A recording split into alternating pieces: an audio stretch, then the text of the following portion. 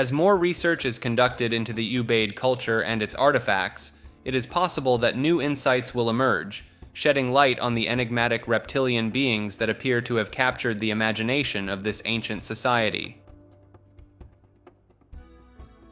The concept of anatta, often translated as not self or non-self, is a central tenet in Buddhist philosophy, but its interpretation and implications have been the subject of much debate and misunderstanding among practitioners and scholars alike.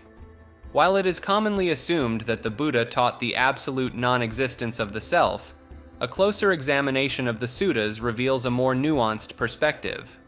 The Buddha's primary concern was not to make metaphysical assertions about the ultimate reality of the self, but rather to guide his followers towards liberation from suffering by abandoning attachment to any notion of a permanent, unchanging, and controllable self.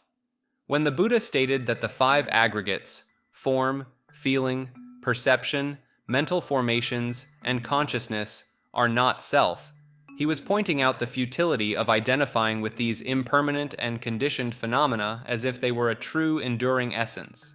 However, this teaching should not be misconstrued as a categorical denial of the existence of the self. Instead, it is a pragmatic approach to breaking free from the cycle of craving, aversion, and delusion that arises from the misidentification with the aggregates.